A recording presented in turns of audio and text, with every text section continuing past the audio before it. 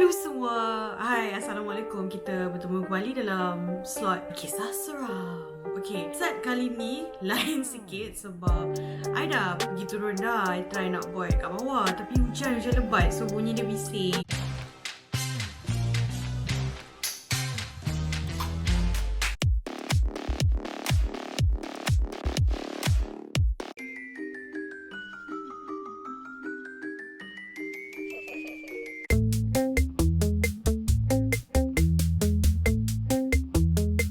Hari ni I ada satu kisah yang I nak share macam mana percutian keluarga kita orang menjadi aneh sikit di Pulau Langkawi. Tapi sebelum I proceed, waktu I kat bawah tadi, I ada terima satu parcel. Rupanya Wonder Bake ada bagi I cookies. Alah, thank you Wonder Bake. Supporters kita.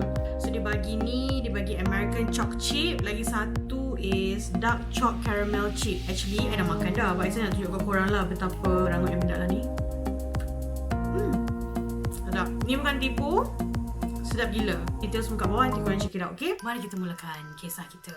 Okay, kisah ni dia berlaku dalam tahun 2000. Waktu tu I dengan family, bukan setakat family I seorang je, ada relatives juga, kira my mom punya siblings. So kita orang semua ramai-ramai pergi Pulau Langkawi untuk holiday sempena cuti Chinese New Year. So masa pergi sampai tu, diorang gerak dulu because kita orang pergi Perlis kejap jumpa relative my dad. Lepas tu daripada Perlis baru pergi Langkawi. So kita orang lambat sikit je. Kita orang ni tidur kat chalet tau. Lepas tu cousin-cousin I semua macam dah chop lah. Chalet diorang dekat. Chalet I macam belah sini sikit. It's not far, tapi macam kena jalan lah sikit. Macam seminit kot baru sampai. Tak jauh, tapi tak berkelompok dengan diorang. Diorang macam rumah chalet diorang berdekatan. So kita macam a bit isolated. A bit je, tapi tak far pun. Tapi diorang walaupun diorang bagi kita orang macam a bit isolated, tapi it's nearer to the swimming pool. So nanti I cerita lah kat swimming pool tu ada apa. So anyway, masa sampai tu macam biasa, mak aunty, mak uncle semua macam okay, Alhamdulillah selamat sampai. So bagi kunci, tunjuk bilik kat mana semua. Masa on the way nak pergi ke chalet kami, because chalet cousin-cousin I semua belah kanan, kita punya belah kiri sikit. Okay, so masa nak pergi chalet tu, I tak perasan lah pokok-pokok belah sini semua apa sebab I tengah barang depan. I nampak pokok willow.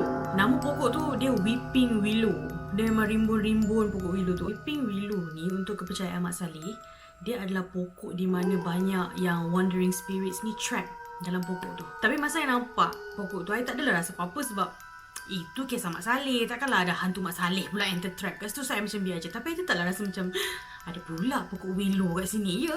So macam okay lah, I macam abaikan sikit pokok tu. So kita pun masuk. Bila masuk chalet tu, masuk semua orang excited lah. Tengok bercuti. So masuklah bilik. Tiba-tiba my mum macam rapat-rapatkanlah katil tu. Sebab ada satu katil, satu single katil tu, dia dekat dengan tingkap. I dah cuk katil tu, tapi mama macam tak ada. Semua rapat je sekali, tidur sekali. So lepas dah sambung tu, macam tak adalah tanya banyak. Pasal okay, I ada habit yang kalau I pergi mana-mana, I suka buka laci, buka almari, just nak tengok apa ada kat dalam tu before I letak barang-barang I. So masa I buka almari, tak ada apa. I buka ni, pasal I buka laci dekat dressing table tu, I buka je, I nampak ada sikat. Okay, ada sikat. It's not aneh untuk mana-mana chalet ada sikat.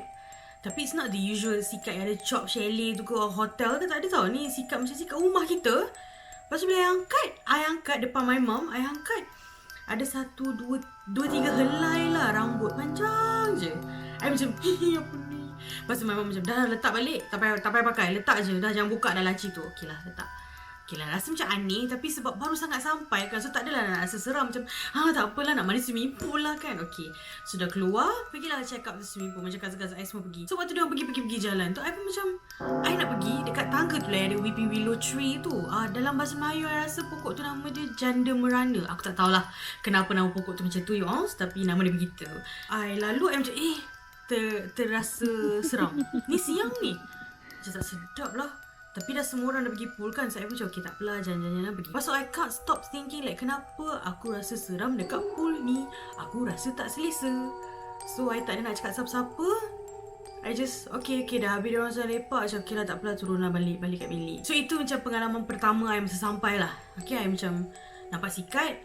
Lepas tu bukan nampak, rasa macam tak best dekat Weeping Willow tu. So macam biasalah, kalau pergi Langkawi kita kena pergi beli barang kristal lah. My mum set 2 hari betul-turut pergi kedai kristal tu sebab kita dapat free lah burung-burung merak punya bulu banyak. Lepas tu pergi makan masuri, pergi Telaga Masuri. Okay, masa kita pergi makan masuri, tengok beras terbakar ke padi terbakar nama tempat tu, Telaga Masuri, semua tu I tak rasa apa pun. Macam yelah tengah ramai-ramai, so kita ramai-ramai memang pergi ramai-ramai sekali. Tapi ini dah kira macam our second night kat situ lah. Kita pergi 3 hari 2 malam. Okay, so our second night lah, kira our final night kat situ. Kita orang ramai-ramai decide untuk keluar dinner.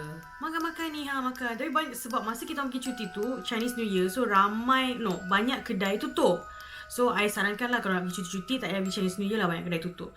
So anyway, kita orang makan dah kenyang semua, so nak balik. Masa nak balik, I tak ingat lah kita orang ambil kereta apa time tu. Tapi my dad lah have been driving whole day kan. So masa tengah balik, cousin I dia pernah study kat Langkawi sekejap. So dia ni lah yang banyak sangat story macam kisah Masuri lah, kesinambungan selepas kematian Masuri lah, persumpahan dekat Langkawi lah. And then daripada satu cerita ke satu cerita sampai terkeluar story yang macam masa towards the end of sumpahan Masuri nak berakhir tu, penduduk Langkawi digemparkan dengan tumbuhnya pokok kelapa putih.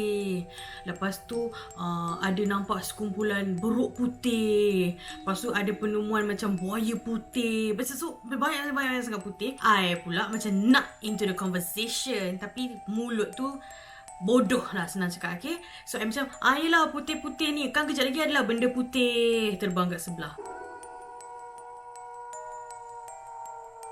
Habis je I cakap tu, satu kereta tu sepi. Kalau kita macam cikgu disiplin lalu kat kelas kan senyap. Macam tu lah. Ada orang kata malaikat lalu. Tak tahulah malaikat ke kebodohan aku ke, tak tahulah. Tapi senyap. Memang senyap ni. Terus zap semua orang. Lepas tu I pula macam kenapa senyap sangat ni? Lepas tu baru I sedar, engkau pun nak pilih tempat nak bercakap. Agak-agak lah. Keliling ni pokok tau. Jalan yang kita tengah lalu tu macam satu lane yang macam kalau orang bertentangan arah kau kena macam kena elak sikit lah. Sebab kita orang pergi restoran seafood tu, ada orang bagi tahu lah macam this is the spot lah, bukan tourist punya spot. So benda tu tak ramai orang lah pergi. Gatal. Dah tengah malam, tak tahu kau kat mana, kau cakap pula benda putih terbang. Kau ni apa? Tapi kalau korang dah biasa dengan story I, korang akan tahu kan I memang ada masalah mulut.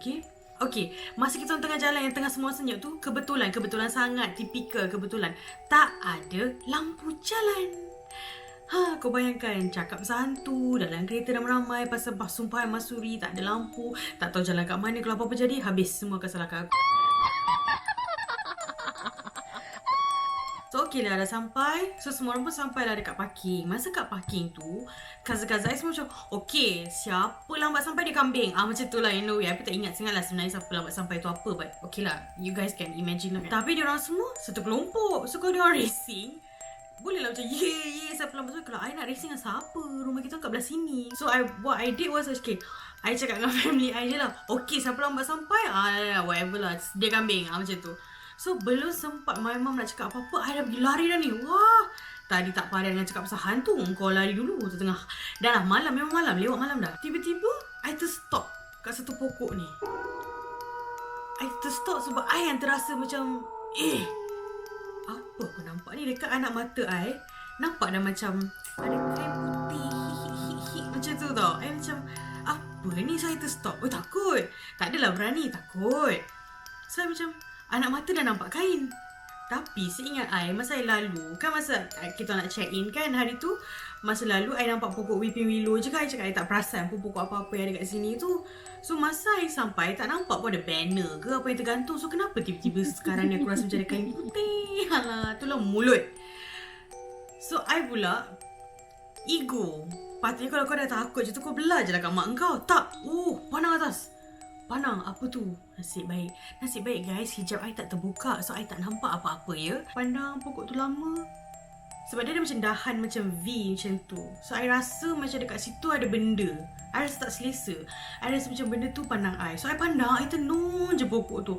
I tak tahu apa yang I mengharapkan, but at that time that was what I did. I tenung lama-lama sampailah kat belakang, tiba-tiba macam ada orang pak bahu I. Rupanya it's my mom. Dia kata dah, adik jom jalan je. Kenapa stop? Nasib baik I tak nak bagi tahu my mum. Jauh takut tiba-tiba ada ternampak macam kain putih. I tak nak lah cakap orang tiba-tiba panik ke apa kan. So I just kebetulan dia sebut babi kat situ. Kebetulan je lah, ada je benda kebetulan hidup aku ni. So dia sebut babi. So I cakap, oh tak, adik nak tengok siput. Macam lah kau tak pernah tengok siput seumur hidup kau. So okay. So my mum macam, tengok siput. Okay, tak apa dah jalan. Masuk chalet.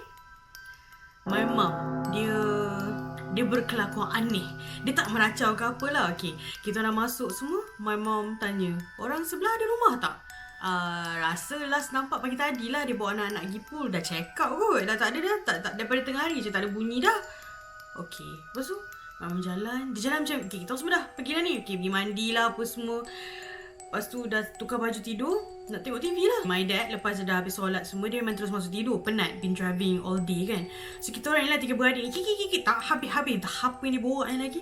Duduk lah depan TV pula. Nak tengok TV pula.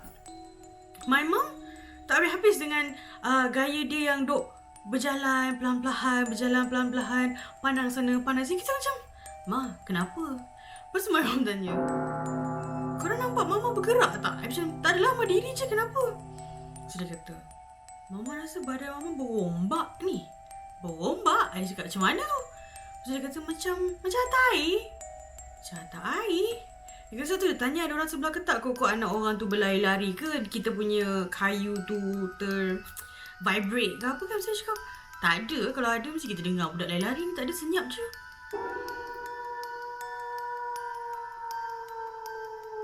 So my mom macam dah rasa tak sedap. Tapi tak apalah, because it's our final night. So dia tak adalah membesar-besarkan perkara. So dalam dia duk bercerita, kita orang macam dia rasa beralun. Kita orang cakap dia tak beralun. Dia kata dia beralun. Kita orang tak nampak dia beralun. Tiba-tiba my dad keluar daripada bilik, panik. Muka macam panik. So dia cakap, dia tanya my mom macam, you tak nak masuk tidur dah ke? Lepas tu my mom cakap lah, tak apa, lepas budak-budak tidur nanti saya masuk dah tidur. Lepas tu my dad pandang kita orang. Dalam muka yang masih panik. Dia tak marah tau, tapi dia macam panik. Korang semua tak tidur ke? Pergi tidur.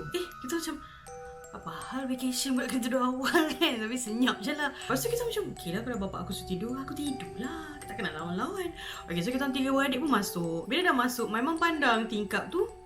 My mom tarik langsir. My mom cakap, apa-apa jangan nak main-main kat tingkap ni. I macam pelik. Daripada hari tu lagi my mom alih katil tu pergi ke sini.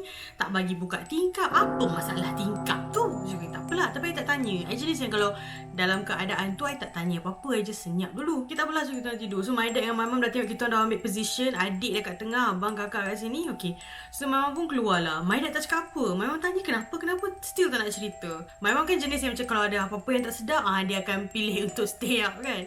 So dia jaga, tak ada apa pun. Dia kata dia keluar juga, tengok kita orang kat bilik tu, semua okey, sofa tidur. Barulah dia lega, so dia tidur. Lepas tu esoknya, my dad tetap dengan berperangai dia yang macam cemas yang apa yang berlaku ni, tak tahu. So kita pula, kita check up naik ferry pun senyap. Bila tanya sepatah, jawab sepatah. Selalu kalau kita balik bercuti, tak ada tau lah sepatah macam tu. My family akan macam, hey what happened, okay korang buat apa, okay masa tu macam akan berkongsi cerita. Tahu tak masa sebenarnya kan, masa kat pool benda ni berlaku. Tak ada. Nobody ask anything. I dengan my brother adalah kita borak macam kita orang. Macam borak dengan my mom lagi. Macam ada scenes yang masa kita orang pergi chalet cousin, buat apa, main apa, ambil makanan orang. Biasalah kan. My dad senyap. Diam. Tanya sepatah, jawab sepatah. Okay, dah aneh dah kat situ. Tapi tak apalah, mungkin ada masalah. Tak tahu, masalah kerja ke, kita tak tahu kan guys. Kita budak time tu. So okay lah, dah sampai sempadan masuk negeri Selangor. My mom tiba-tiba tanya dia macam, tak nak tapau ke apa-apa sebelum kita balik ni? I tak masak. Macam tak ada benda pun kat rumah. Lepas tu, okay, selalunya typical family I bila keluar bercuti, tak pernah lah balik tu my mom kena masak. Tak pernah. Tapi kali tu berlaku. Bila my dad cakap, tak payahlah pergi mana-mana, masak je lah apa ada. Oh, sudah. Mama tanya lah, tak nak keluar mana-mana ke? Okay, kita call delivery. Tak call. Makan je apa ada kat rumah. Time tu tak adalah nak ingat apa dalam fridge kan. So macam, okay lah. Kalau tak nak keluar tak apa. Boleh je balik masak. No worries. Okay. So, scene sampai rumah. Dah sampai rumah macam dalam baru-baru lepas maghrib lah macam tu sampai rumah. Lepas tu, okay, typically kalau kita balik daripada bercuti, kita akan bawa keluar barang daripada kereta kan. Lepas tu masuklah rumah. Oh tak, kali ni Maya kata, barang tinggal dulu, biar je kat dalam kereta tu. Ini aneh, ni bapak aku ke ni? Barang tinggal je dalam kereta, biar masuk je semua. Makin aneh bapak aku. So macam okey lah, tak apalah masuk. Semua bapak aku kan tanya lebih-lebih kena marah pula. Zaman kecil kita kan takut bapak kita marah. So okey, tak apalah, masuk. Dah masuk, I pun tak ingat lah my mom masak apalah, apa semua. Esok siang tu of course lah, my dad and my brother ambil lah barang, keluar-keluar macam biasa, buat macam biasa. Tapi pelik, okay, my dad, dia jenis macam I think it's a typical smoker kot. Lepas makan dia akan smoke kan. So kadang-kadang ada waktu-waktu malam, lepas dalam tengok TV tu ke apa, tiba-tiba dia nak smoke. Tapi my dad dia tak smoke dalam rumah, dia akan smoke kat luar. So what we all observe is sejak balik daripada Langkawi, my dad tak lepak luar langsung. Kalau dia nak sangat smoke, dia akan smoke dekat kita orang punya wet kitchen. Okay, kitchen I ada satu dry kitchen dengan wet kitchen. Wet kitchen tu kat luar, tapi ada dinding tinggi lah, so you tak nampak luar lah. Kalau dia nak sangat smoke, dia akan keluar kat sana pula, kat belakang. So my mom macam jam lah, kenapa tak smoke je dekat depan rumah laman. Rumah I landed, so dekat laman rumah tu adalah tempat untuk smoke lah, untuk lepak lah, biasalah kan rumah lah. You guys get it lah. So dari sehari-sehari my mom nak tanya, tapi macam tak tahu. So kita biar je dulu until lah my mom decide, you know what, hey, semua duduk kejap. Okay, sekarang ni apa yang berlaku? So my mom tanya balik, sebenarnya masa kat Langkawi ni ada apa-apa yang berlaku tak? Pasal I pun buka dah cerita, ada masa adik nak pergi swimming pool tu, adik takut nak lalu Weeping Willow. Lepas tu masa malam yang adik cakap adik nampak ada siput babi tu, sebenarnya bukan masa siput babi. Adik stop sebab adik rasa macam adik nampak kain putih. So adik takut sebab mungkin mulut adik yang cakap pasal kain putih masa dalam kereta. So memang macam sebenarnya masa sampai dia tengok kedudukan bilik, chalet tu pun dia dah alamak. Tapi tak adalah nak cakap kat orang macam, I know my relative tak sengaja pun nak letak bilik kita orang kat situ. Macam mana lagi dia nak tahu kat situ lah orang nak tanam whatever. So it turns out masa pokok yang I terkejut tu is actually pokok asam. I baru tahu yang masa time tu I baru tahu yang pokok asam tu memang HQ lah untuk kaum-kaum Ponti. Baru tahu. So mungkin lah malam I nampak baki-baki tu memang dia lah. Tapi it's just that hijab I tak terbuka, so masa I dongak tu I tak nampak apa-apa. So lepas tu memang cakap daripada day one dia dah rasa diri dia berayun. Tapi dia duk assume orang sebelah. Until lah extreme masa malam terakhir kita yang dia berombak teruk tu, yang kita confirmkan bukan orang sebelah tu. So dia tak faham apa yang berlaku kat situ. Tapi memang dia kata every time dia masuk rumah tu, body dia rasa macam floating ke? Alah, korang faham kan kalau yang I cakap berayun tu lah, macam tu. Lepas tu my dad barulah buka cerita. Dia kata malam tu kan dia dah tidur awal daripada kita orang.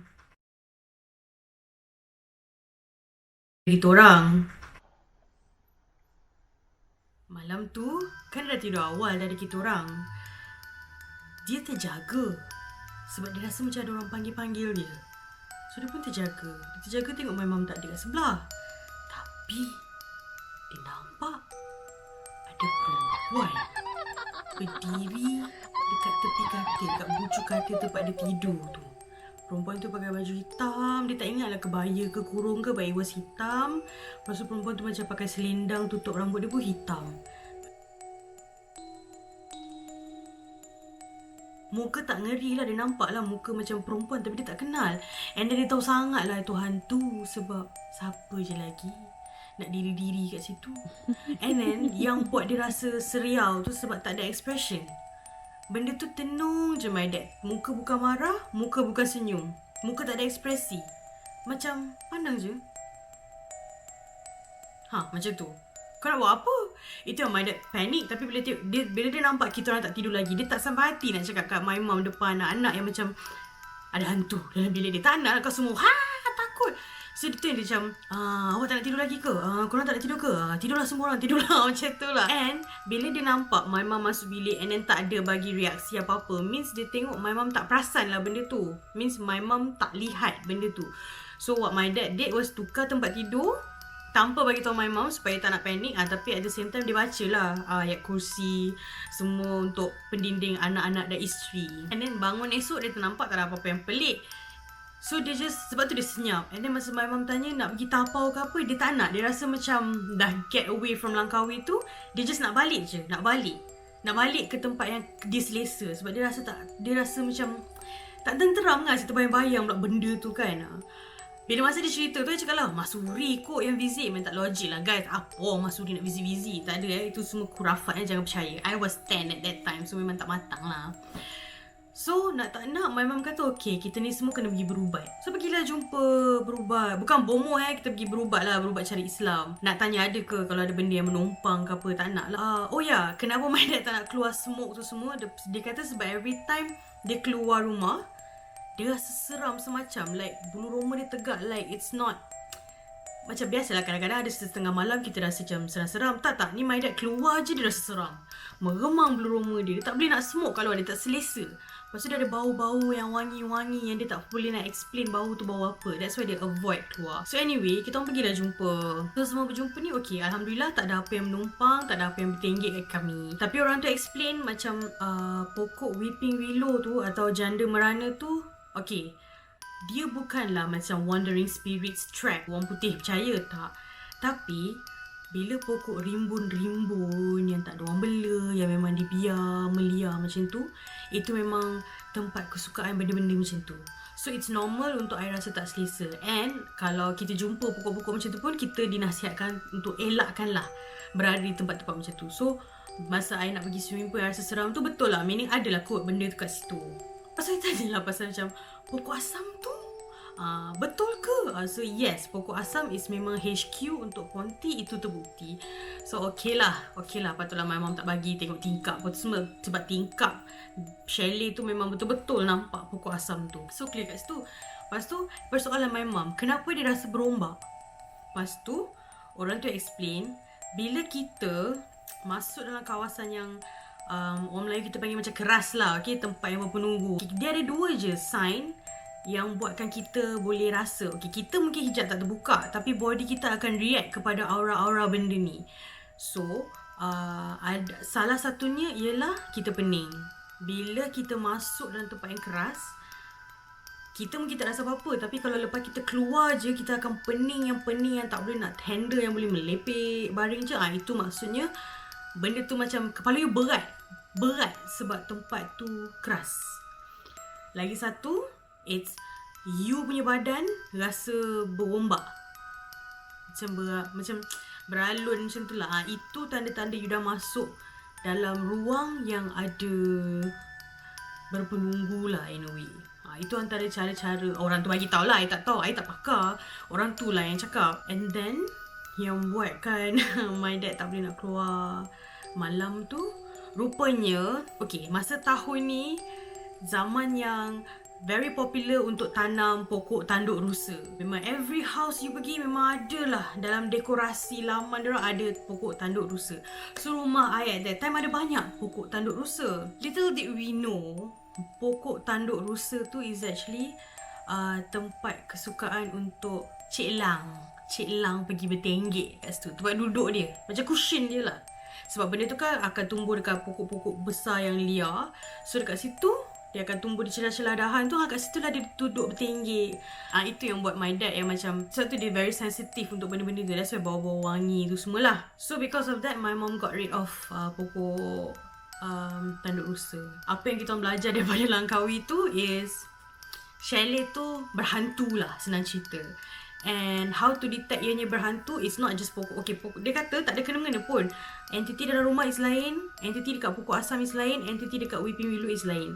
And bila saya sebut pasal benda putih terbang tu pun lain, dia tak ada kena-mengena pun. Bila semua senyap tu, of course semua orang takut, itu je. Tak ada benda yang mengikut, tak ada benda yang apa-apa. Tapi pelajaran untuk I dan keluarga lah, bila kita nak pergi bercuti tu, kita orang dah pandai lah. Kadang-kadang kita orang scan dulu, macam dah buat bilik ni macam mana, ada pokok apa. So kita try elak-elak je lah pergi ke area-area macam tu ke. And then untuk dekorasi rumah juga, sebelum nak ikut trend sangat nak pokok itu, pokok ini, kita orang buat research a bit, like pokok ni sesuai tak? Adakah pokok ni dibolehkan untuk perhiasan atau pokok ni tak sesuai? Sebab kadang-kadang kita tak tahu. Macam if you watch my previous video yang I kena kacau dekat area office tu sebab I dekat dengan pokok nangka. Siapa sangka pokok nangka juga disukai. Itu saja kisah untuk minggu ini, kali ini. So next time I akan cerita juga kisah macam mana percutian di Pulau Pangkor bersama keluarga yang tak semena-mena jadi aneh. Gitu. Ada je percutian kau, ada je benda kan. Kenalah tengok. Jangan lupa subscribe, okay? Subscribe, like, share, komen semua buat, okay? Oh, jangan lupa pergi juga IG yang bagi I cookies tu. Bye semua. Assalamualaikum.